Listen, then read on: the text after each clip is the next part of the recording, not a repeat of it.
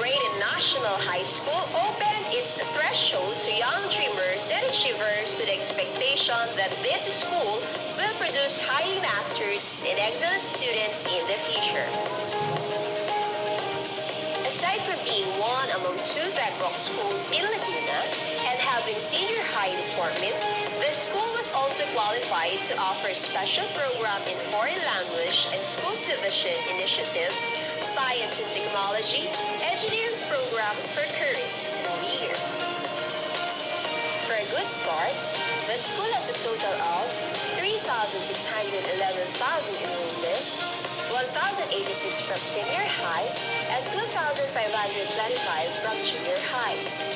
These large numbers of students are to be welcomed by 97 junior high teachers and 25 senior high teachers, together with the assistance of 12 non-teaching personnel.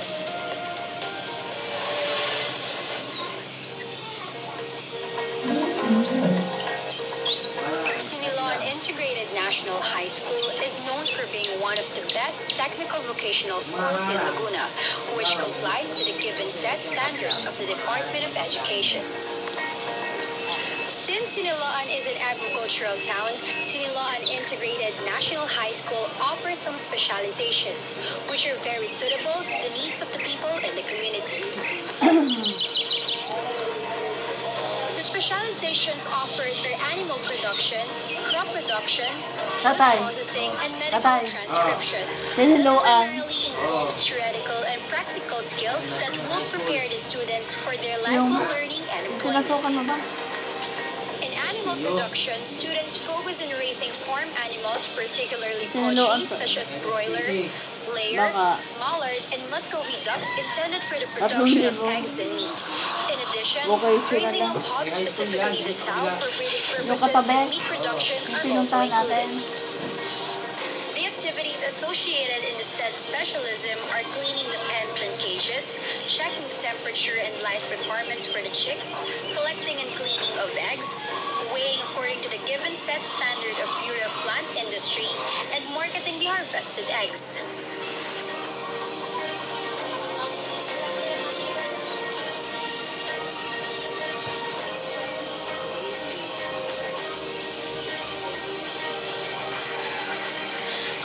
Production is centered on the cultivation of different types of plants, certainly vegetables that are fit for the climate and location.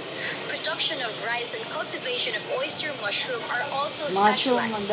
In addition, production of organic concoctions such as fermented plant juice, fermented fruit juice, and fish amino acids are also utilized. In the cultivation of various vegetables, students will prepare the soil to ensure proper development to produce good quality of vegetables.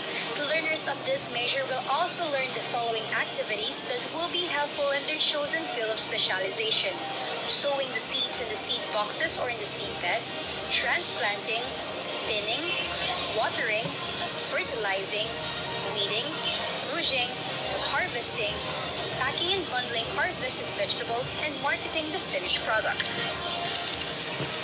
In rice production, the focus of students are the following activities: to drive and to manipulate the tractor in plowing and harrowing the field before planting, application of DAPOG method by following the given procedures of Philippine Rice Research Institute, and doing other activities associated in horticultural operation.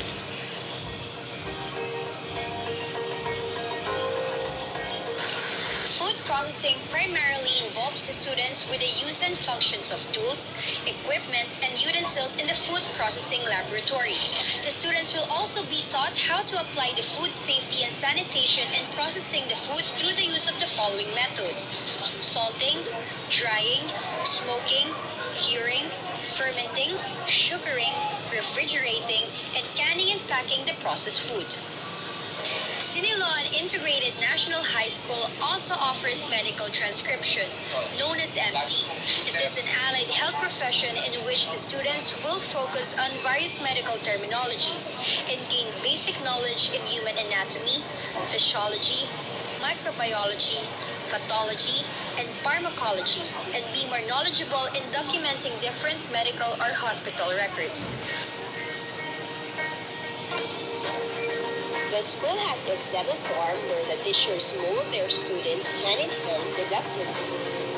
For the tools in crop production such as mallet, hand cultivator, and others are made to work easier and faster. For the equipment in animal production such as sprinklers, knapsack sprayers, fruit crates, submersible pumps, ear notchers, microscopes, disposable syringes, artificial insemination kits, weighing scales, electric egg grates, push carts, soil cultivator, and others are used to produce good, nutritious, and safe food supplies.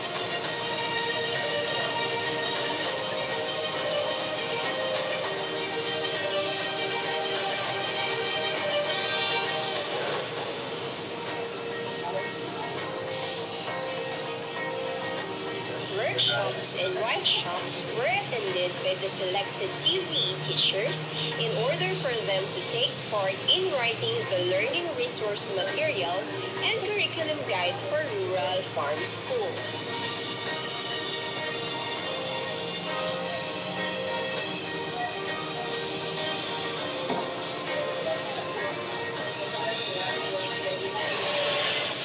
The success of Sinaloa to grade a national high school wouldn't be done without the support and technical assistance from the central office down to the district office. For the support from school partners and community linkages, different stakeholders are joined to help the students grow in their chosen field of interests.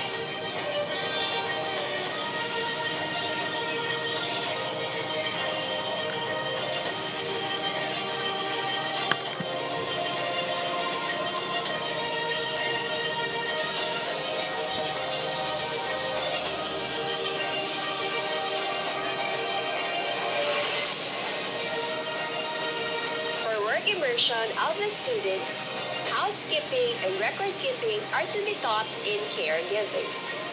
However, ear notching, castration, and artificial insemination, as well as vaccination, are to be taught in animal production. For fermentation and food preparation, it is taught in food processing. Withering and soil propagation are to be taught in organic agriculture. Coding and programming are to be taught in information and communication technology. Students are voluntarily encouraged to take the test and be an NC holder. As a result, animal production, organic agriculture, and caregiving pass the examination 100%.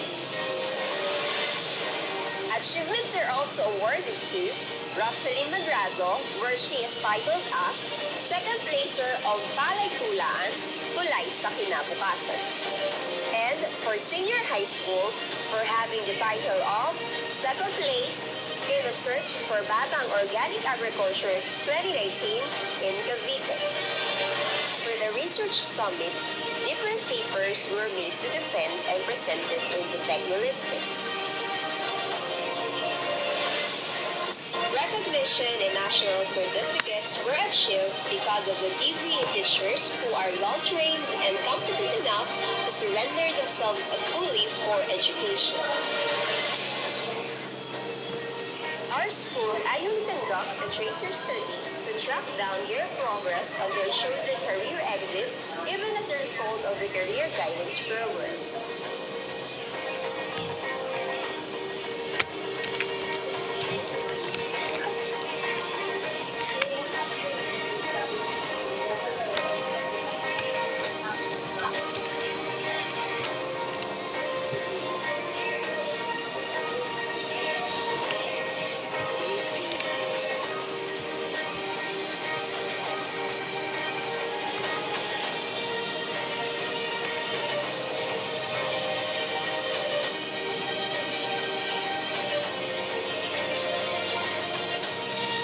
are the best practices during the usual normal we have in our school.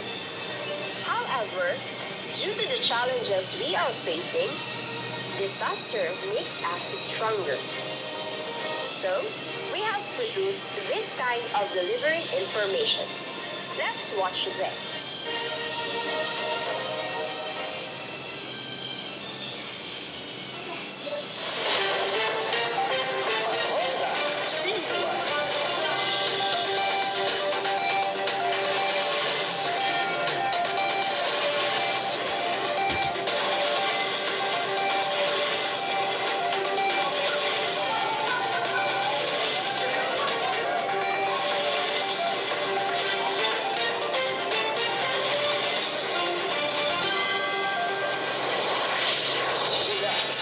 Integrated National High School. Ito ang Honda Singular.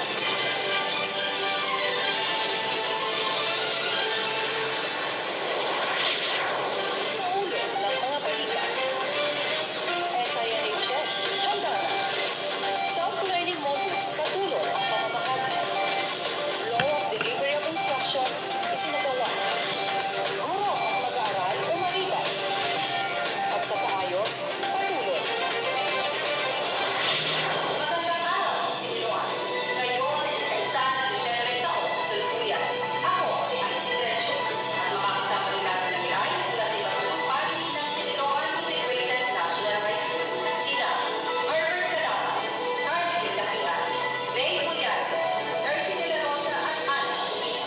Para sa paghahatid ng balitang tapat at mahusay para sa bata at para sa bayan. Ito ang ulat sa distrito ng Honda Singular. Puspusan ng naging paghahanda ng pamunuan at mga gumawa sa muling pagbubukas ng klase sa school year 2020-2021 sa kabila ng pandemya. Alamin tayo kay Pedro Cadapas. Handang-handa na ang Sinuan Integrated National High School sa pagbubukas ng school year 2020-2021 sa pamumuno ng kanilang punong guro, Dr. Cecilia B. Castillo. Sinimulan ng faculty and staff ng SIHS ang paghahanda para sa school year 2020-2021 sa pamamagitan ng Brigada Eskwela na ginanap noong buwan ng Setyembre. Ang mga guro at kawanin ng paaralan ay ginalihati ayon sa pangangailangan ng paaralan mula sa enrollment, reproduction, sorting, distribution at retrieval ng mga self-learning modules. Nagkaroon din ng departmental cleanup drive upang hindi mapabayaan ang paaralan at patuloy pa rin itong maging malinis. Ipinakita rin ang suporta mula sa mga stakeholders at lokal na pamahalaan ng bayan ng Sinuan sa pamamagitan ng donations at serbisyo sa pamamahagi ng mga modules na gagamitin ng mga mag-aaral. Yun po, muli po ang suporta po at pagsaludo po ang binibigay po sa inyo at asahan po ninyo na hanggat hindi po natin nakukuha ang pinakamabisa at epektibong paraan na hindi po tayo titigil. Sa pagbubukas ng klase noong October 5 ay sinimulan din ang Offline Balik Eskwela kasabay ng pagdiriwang ng World Teachers Day. Ipinakita ng mga guro at kawani ng paaralan na handa na sila sa bagong habon ng new normal. Ito din ng maikling programa at 1-minute voice barrage na may kasamang pagsasayaw ng Zumba. Ayon sa tala mula sa registrar ng paaralan na si Ginang Mayra Alcantara, ang 131 na mga guro ng junior at senior high school kasama ang mga kawani ng paaralan ay konti diferensya sa amin eh. mag-aaral para sa kasalukuyang taon na Luto mga ito. 760. Mula dito sa Sinuan Integrated National High School, Herbert Cadapas, patuloy na rumawanda. Kasalukuyang sinasagawa ang pamamahagi ng self-learning modules para sa mga mag-aaral. Live mula sa buwagan ng Sinuan Integrated National High School, nagbabalita, Carmen Lakian. Kasalukuyan po tayo nasa buwan Integrated National High School kung saan ang mga grade 11 at grade 12 teachers ay kasalukuyang naka-assign upang mamigay ng kanilang self-learning modules para sa mga bata. At hali nga po, tayo po ay mag-isasal ng isang magulang. Morning, Mami! Yes, Mami. Ano po pangalan niyo, Mami?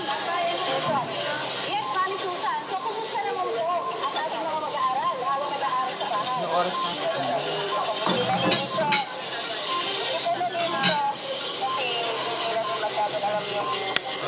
Ano nang kada subject po, nahirapan.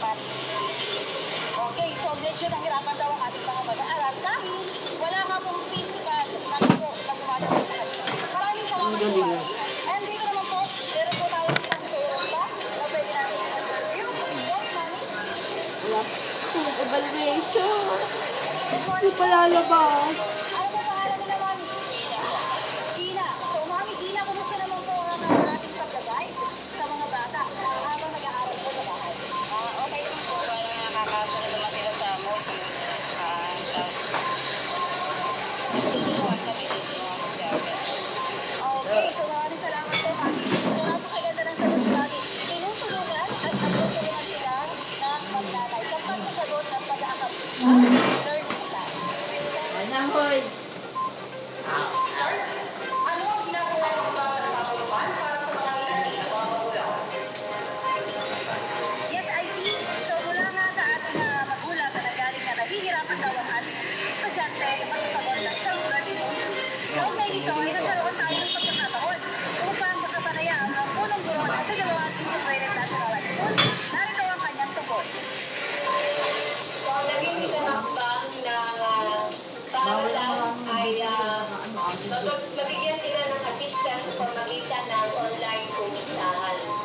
So, ito yung tinatawag namin SIHS, okay? So, online kumustahan, ito ay isasagawa tuwing kada linggo base sa kanilang weekly home learning plan. So, kung ang mga bata naman ay walang kaukulang mga gadgets, ang isa sa hakbang pa na isinagawa ng paaralan ay ang tinatawag na HELP o ang Home Learning Enrichment Program. So, kung saan ang mga guro ay siya pupunta sa mga tahanan ng mga learners upang bigyan ng assistance, turuan ang mga bata, agapay ang mga magulang. Mula dito, pinagawa ng Integrated National High School, ako, Miss Arlene Ramos Garcia. Maraming salamat, Carmen Italia. Inilusad ng Siniluan Integrated National High School ang mga proyektong PACE, Health at OK.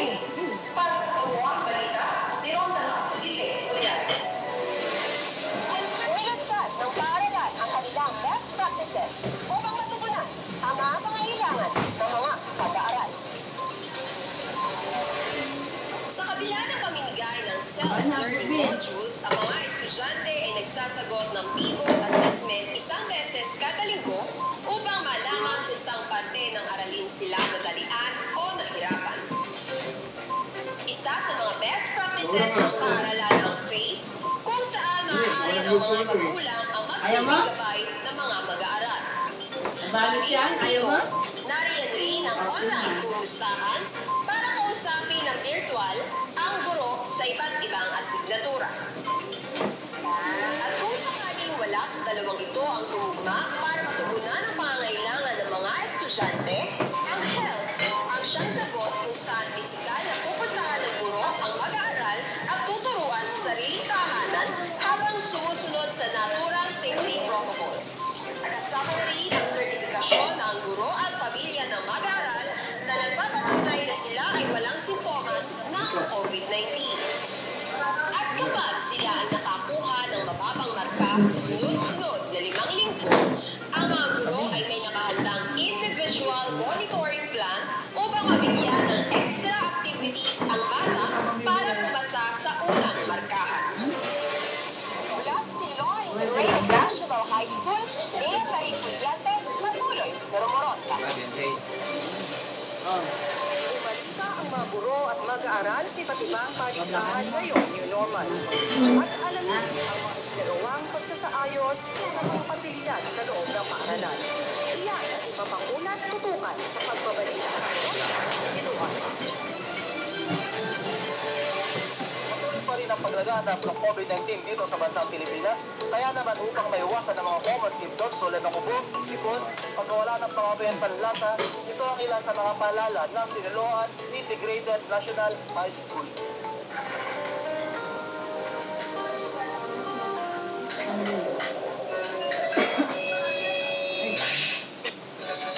Manatilihin ang paghuhugas ng kamay.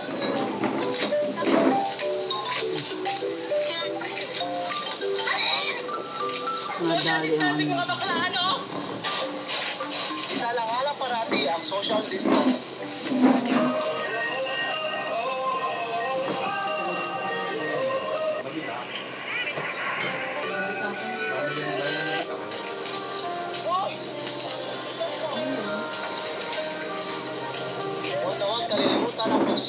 6 months. Babago ang microphone.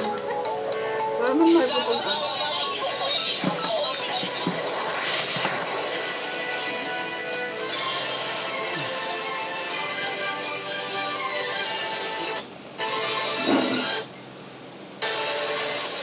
Wala pang tigil sa Doon. Madadali yan.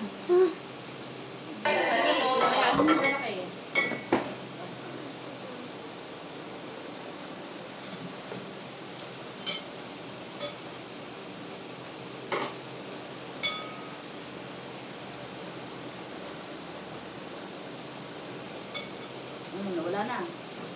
Wala na nagahan. Doon.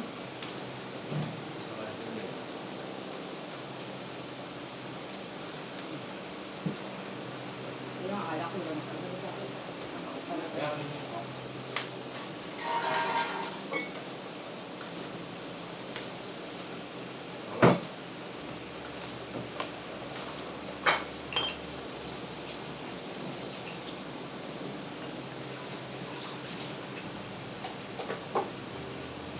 Inang Jennifer Villamor sa pagsungkit ng ikalawang pwesto sa rehiyon sa larangan ng agrikultura. Gayun, kinilala naman ng Schools Division of Laguna sa kanilang pagpapakita ng galing at talento sa iba't ibang mga asignatura. Samantala, pinatunayan ng mga mag-aaral na dapat linangin ang mga kagalingan ng bawat isa habang nananatili sa loob ng tahanan. Kamakailan lang tinanghal na isa sa finalist sa buong Pilipinas ang grupo ng mga mag-aaral matapos mapili ang kanilang documentary film, habang ang ilang mag-aaral naman ay ipinamalas at kinilala sa dibisyon at rehiyon para sa kanilang natatanging talento sa musika, pananalita, pagsulat at maging sa iba pang mga sining. Ang mga tagumpay na ito ay nagpapatunay lamang na hindi tumitigil ang Siniloan Integrated National High School sa pagtuklas at pagsuporta sa mga guro at mga mag-aaral sa anumang hamon ng panahon. Lagi kang may pag-asa. Mula sa Siniloan Integrated National High School, Hershey May Generosa, patuloy na rumorosa. Patuloy ang pagsasaayos ng pangangalaga ng paligid at fasilidad ng Siniloan Integrated National High School. Kahit wala pa ang face-to-face learning, ang buong balita ni Rhonda, ni Ana at Opila. Akalain mo normal lang at walang pandemya kung papasok ka sa Siniloan Integrated National High School. Dahil na pananatili ang kalinisan dito at patuloy ang pagsasaayos sa mga pasilidad ng paaralan. Pasukin natin ang isa sa pinagmamalaking lugar ng Siniloan Integrated National High School. Kapanayapin natin ang ulong guro ng TVE Department, Dr. Maria Salvacion C. Realeza. Alamin natin ang kanilang sinasagawang pagpapanatili ng kaayusan ng demo farms sa kabila ng pandemya ang ating nararanasan. Tara! Ma'am, magandang araw po. Magandang araw, Miss Ana. Maaari po bang makapanayam namin kayo, ma'am? Akin na talangan. Maraming salamat po, ma'am, sa inyong pagpapaunlak. Ma'am, nakapupulot po, meron po palang ganito kalaki at kagandang pasilidad ang Siniloan Integrated National High School, Kasi kung titignan mo po sa labas, parang napakaliit lang po ng kabuuan ng Siniloan Integrated National School. Ma'am, sa ganito kalaking demo farm, paano po ninyo na pananatili ang kaayusan nito? Sa pamamagitan ng Ay, mga yan, oh. at suporta ng ating alapunong guro, Dr. Cecilia. Ma'am, patuloy po ba tayo sa pagpapaunlad ng demo farm sa kabila ng pandemya? Aba, opo. Tungkol sa panawagan ng ating Defense Secretary Leonor Briones, education must continue. Kaya kahit sa panahon ng pandemic, tayo ay patuloy pa rin para sa bata at para sa bayan. Ma'am, meron po ba mga laking pagbabago sa ating pasilidad? Maraming pagbabago sa panahon ng pandemya. Tulad ng pagsasaayos ng ating mga bakod, pagpapalawak ng ating runway papuntang Senior High School, pagsasaayos ng ating dining hall, at pagpapatayo ng ating reading hall.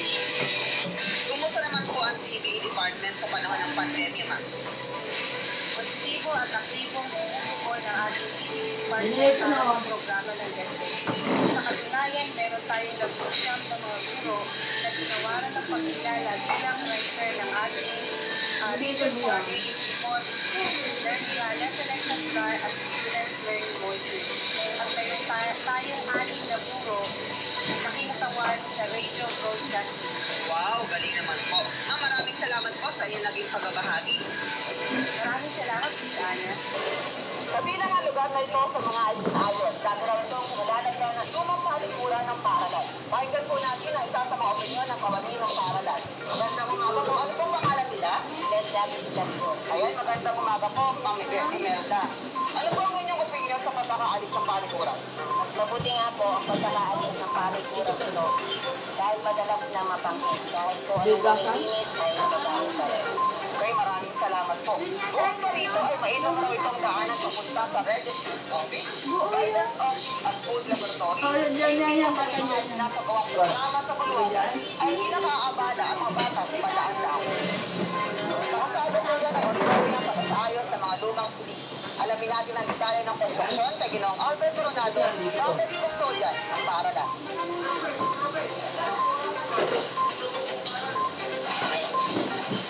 Magandang umaga po siya. Ano po ba ang plano ninyo sa proyektong ito? Gumagawa po ang paaralan ng conference call po. Isang conference hall po pala ito. Bakit po? Kasi sa abiso na rin po ng ating principal, dahil po itong classroom na to ay humana, instead po na siya po ay ating sirain or gibain, ay convert na lang po as conference hall or multi-purpose hall para po sa ating mga estudyante at mga Ayan. Maraming salamat po, sir.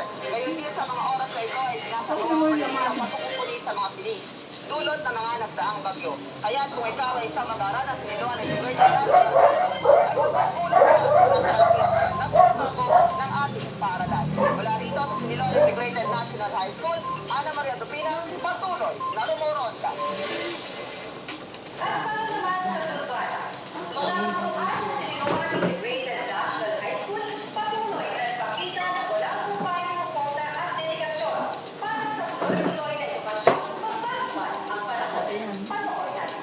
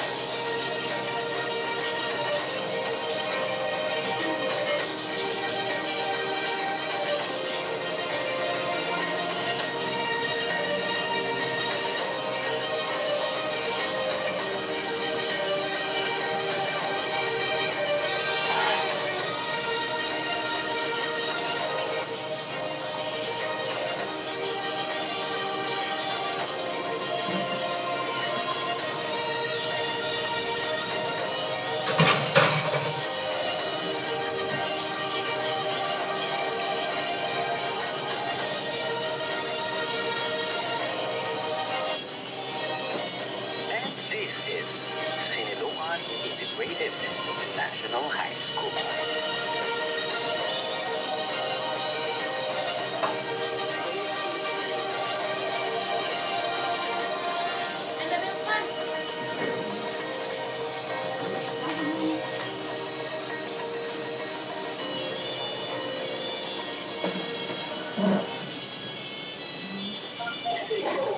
Okay, ayan, palakpakan po natin once again ang sinilang natin.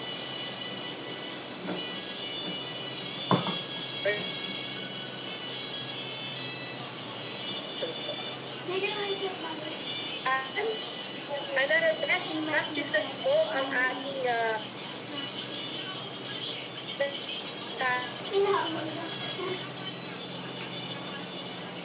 Pedro mula Sir Frederick Yard, Principal 4 ng San Pedro Relegation.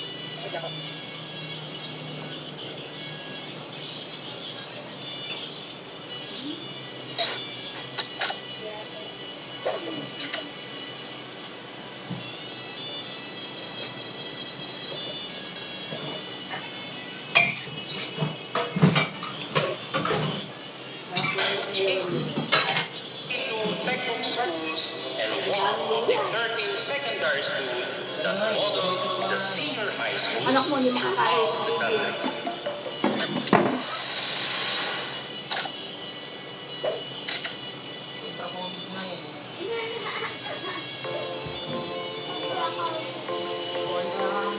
San Pedro Relocation Center National High School is one of the 282 textbook schools and one of the 13 secondary schools that model the senior high schools throughout the country.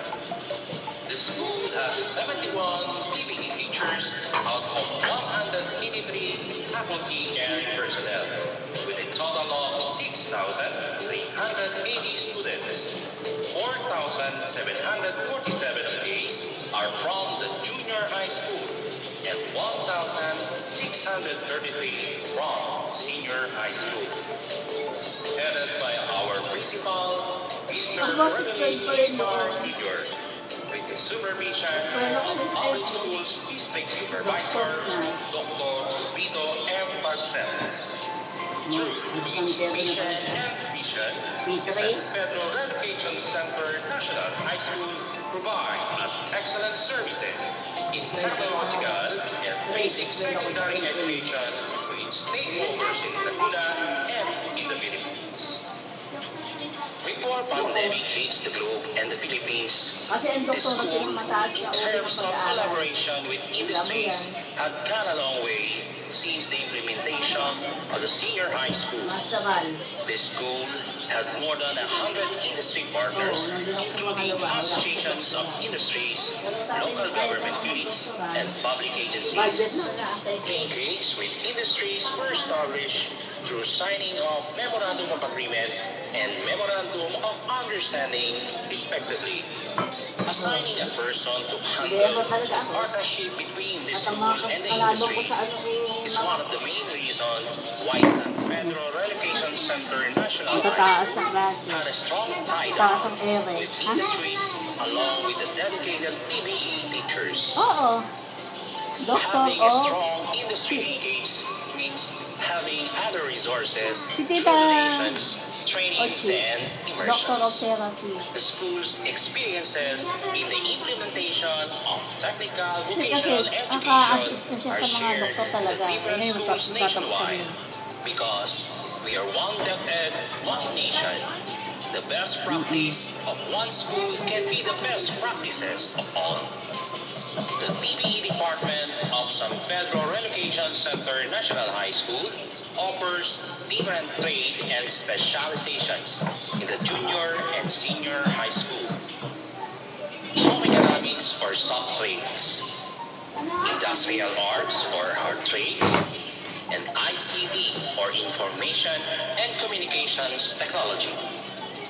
Home economics specialization offers in junior high school food technology, garments technology, and beauty care services. And for senior high school, bread and pastry production, NC2, NC2. Food and Beverage Services, NC2. Housekeeping, NC2. Tailoring, NC2. Fashion Design, NC3. And Hairdressing, NC2. In doing the best practices in the bread and pastry production, the school had come up a national champion for the Department of Education's National Festival of Talents, Techniques. The competition started with the school level, then district level, division level, and regional level. The winner in the regional level represented the region in the national level, whose our very own students from senior high school, Rema Rambuyong and Regine Sierra, declared as national champion with the supervision of their coach, Mrs. Eva E. Mosqueda. Other home economics specialization also has share in the growth of the SPRCNHS DBE department in terms of producing quality graduates. Industrial arts specialization for junior high school, automotive technology, civil technology, electrical technology, electronics technology, metalworking technology, welding technology, and drafting technology. For senior high school, automotive servicing, NC1 and NC2. Motorcycle, small engine servicing, NC2. Carpentry, NC2. Electrical installation and maintenance, NC2. Mechatronics servicing, NC2. Machining, NC1 and NC2. Gas metal arc welding, NC2. Gas tungsten arc welding, NC2. And shielded metal arc welding, NC1.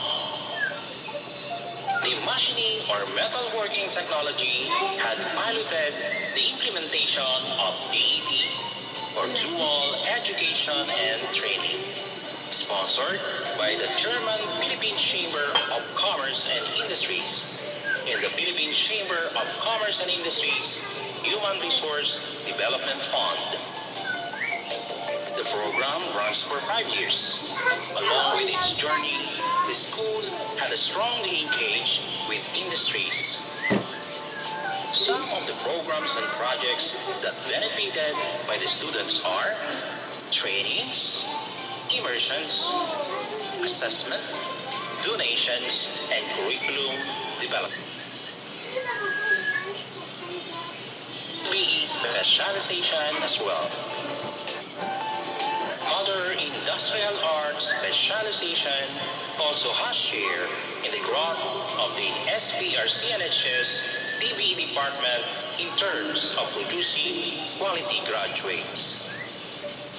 Information and Communications Technology, or ICT.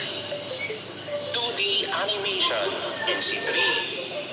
Broadband Installation, Fixed Wireless System, NC2.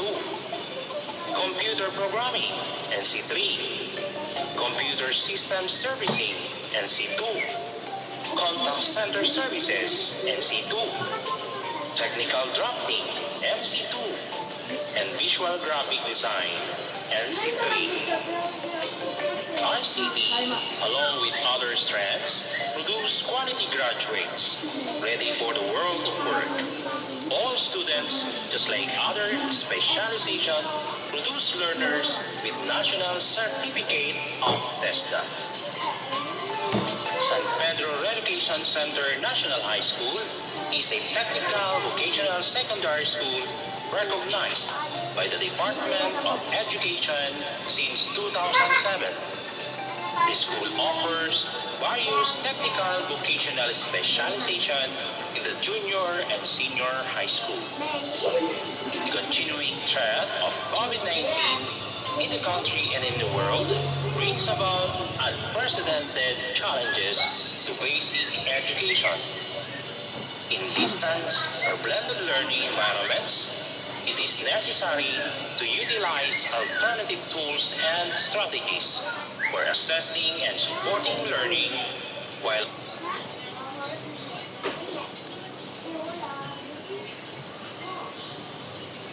31 series of 2020. In this time of pandemic, the education must continue. That's why the Department of Education had instructed all schools to create a learning continuity plan to deliver the best quality education amidst this health crisis. SPRC-NH's main campus is one of the secondary high schools in Laguna that piloted the dry run of the printed modular distance learning. TPE department, its teachers and learners had participated in this journey. The TPE department, together with its dedicated TPE teachers, made the initiative of writing TPE modules or instructional sheets for the learners. TPE teachers had a big role in module printing, sorting, distribution, and returns of students' output. The pandemic is not a hindrance to the professional development of TPE teachers. The district of San Pedro conducted in-service training of PLE, TPE, EBL teachers. The activities aims to upskill teachers on using developmentally appropriate and effective strategies for developing creative teaching. Create self-learning module, activity sheets, and localized learning materials, and signifying commitment as facilitators of learning. All activities related to online trainings are assisted by the school's ICT task force. The district TLE, TBE, TBL in-service training was participated and monitored by the TLE, EPSs of STO Laguna, Dr. Cristina Dalabayan, Mr. Frederick Saide, and Mr. Lamberto Perolina. As per DepEd Memorandum, DMCI 2020-0085, Guidelines for Work Immersion Implementation During Crisis Situation. The regular face-to-face immersion was not allowed. Hence, the TPE department has plans on the conduct of work immersion during this time of pandemic. The regular work immersion of going to the company will not be possible. Rather, the students will have to take their work immersion at the comfort of their homes or in school.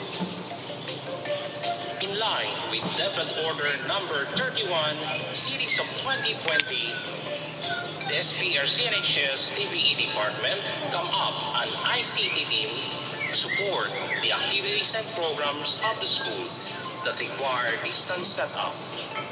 The following slides will focus on the services offered by the SPRC-NHS TPE ICT Task Force that have the following objectives: support the program and activities of the school in terms of digital communications, to assist ease the burden of bulk workloads from manual to programmable, to lessen the reports of teachers from different links into one link only, and to give assistance in the monitoring of student status and output through the program One Link for All. Together with the principal, Mr. Frederick G. Barr Jr., Principal 4, the ICT Task Force is headed by Ma'am Mirasol F. Dasi, Head Teacher 6 of Technical Vocational Education Department. Nagde-detect kasi ng ano to, Is mic. composed of 4 teachers from the ICT and Metalworking Technology of the TBE Department. The task force also assists by the whole ICT team as bayanihan to heal and recover as one act, also exist in our school. The activities and programs of the team would not be possible without the guidance of the head teacher and the principal. Year 2020 has been a challenging year for the Department of Education and its members.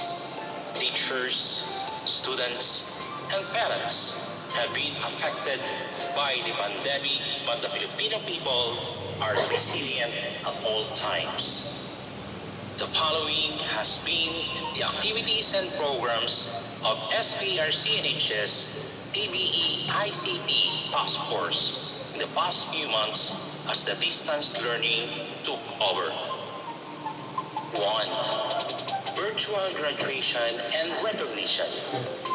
Department of Education has mandated all schools to conduct the graduation and recognition virtually due to quarantine protocols has been in effect at the time of these ceremonies are supposed to be conducted. 2. Online enrollment.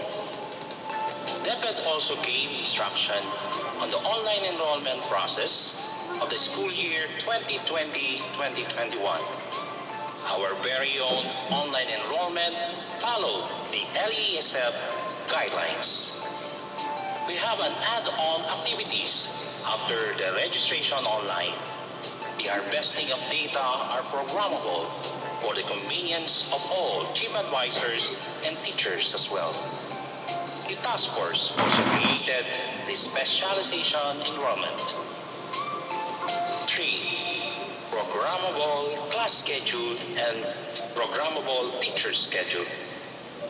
During the summer break, the head teacher of TBE department and the ICT task force are in charge in the preparation of SPRCNH's class and teacher schedule. The setup was also programmable. The objectives is to give 100% assurance that there will be no overlapping of schedules and to maintain the program for the next school years. 5. Management of online attendance for faculty and personnel of SPRCNH's main campus. In order for the convenience of the faculty and personnel of the school in terms of the attendance, the ICT Task Force create a user-friendly way on doing the attendance at the comfort of their homes. This was requested by the admin officer to the ICT Task Force. 6. Management of FB page, Group of DepEd Tayo, San Pedro Relocation Center National High School. DepEd releases a memo on creating a DepEd Tayo FB page for digital communications of the school to its stakeholders. The ICT Task Force is the admin in charge of the page. We even created a group page exclusively for the teachers and personnel of SPRCNHS. 7. Assist online trainings. Online training is the art of knowledge transfers through the internet from anywhere in the globe to targeted audience who choose to learn a particular subject or topic. It is flexible, so budget needed. Aside from the internet connectivity, the DepEd has several trainings online. And so, in the school level, we also conducted such training in order for the teachers, parents, and students to gain updated information and knowledge on a specific topic. The ITF is the overall in charge in the setting of an online training of the school and district as well. 8. Assist online surveys. Lastly, and hopefully not the last services of the ITF is the assistance for online survey. Creating Google Forms is the easiest way on conducting a survey online. This is done by the ITF for our school level surveys. One link for all. One Link for All program was initiated by one of the member of the task force, Ronald P. Ramos. The objectives of the program is to consolidate and gather the data of the students and reports of the teachers into one link to minimize the burdens of having several files which are manually done. The features of the program are the following. 9. Students' output submission. The teacher used the link to monitor the students' output into one link. In this, the teacher will have an overview which students has submitted or has not submitted the required outputs. 10. Daily monitoring report. The teacher will have to encode the daily monitoring of his or her student. This will be the evidence that the teacher conducted monitoring. The data gathered here is also consolidated for evaluation of the challenges experienced brought about by pandemic to education, specifically what we need to improve on modular distance learning of SPRC and HS. 11. Daily narrative report. The school required the teacher to do a daily narrative report. This form will ease the burden of having to encode the narrative every day. The form features all the possible narrative responses so that the teacher will only choose the best to describe his or her output for the day. 12. Work from home accomplishment. Work from home is mandated by the civil service for all government employees. All teachers are required to submit an activity plan for the day. The system will generate a report weekly or monthly as needed.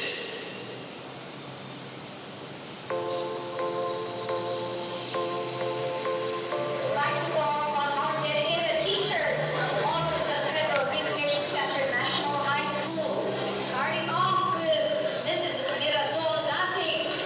Please give her a big, big hand, ladies and gentlemen. These are our champions today and in the future. We have also to congratulate Miss Aleni Duwagan. And our deepest gratitude to Mr. Ronald Ramos. Our fifth teacher from the Pedro Relocation Center National High School is Mr. Ruel Bernardo. Palakpakan po natin siya.